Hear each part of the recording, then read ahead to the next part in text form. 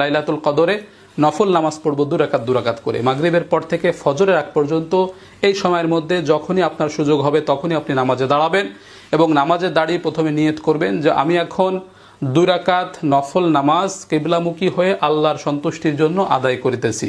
এতটুকু কথা অন্তরে সংকল্প থাকলে নিয়ত হিসেবে যথেষ্ট হবে, আর কোনো অতিরিক্ত শব্দ যোগ করতে হবে না। এইভাবে নিয়ত করে আল্লাহু আকবার বলে দাঁড়িয়ে যাবেন, সানা পড়বেন সুবহানাকাল্লাহুম্মা অথবা আল্লাহুম্মা বাঈদ বাইনি।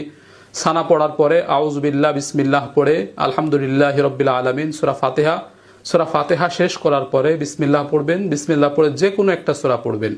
এখানে নির্দিষ্ট কোনো সূরা নেই যে এই সূরা পড়তে হবে, যে কোনো সূরা আপনি পারেন পড়বেন। প্রয়োজনে এক সূরা বারবার পড়বেন, প্রয়োজনে একাধিক সূরা প্রথম রাকাতেই পড়ে ফেলবেন, কোনো সমস্যা নেই। এভাবে সূরা পড়ার পরে আল্লাহু আকবার বলে রুকুতে চলে যাব, সামি আল্লাহু লিমান হামিদা বলে রুকু থেকে উঠবো, স্বাভাবিক নিয়মে আবার সেজদা করব, আল্লাহু আকবার বলে 2 সেজদা করব, আল্লাহু আকবার বলে দাঁড়িয়ে গিয়ে দ্বিতীয় রাকাত শুরু করব। শুরুতে আমরা বিসমিল্লাহ পড়ব, বিসমিল্লাহির রহমানির রহিম পড়ে সূরা ফাতিহা পড়ব আলহামদুলিল্লাহি রাব্বিল আলামিন।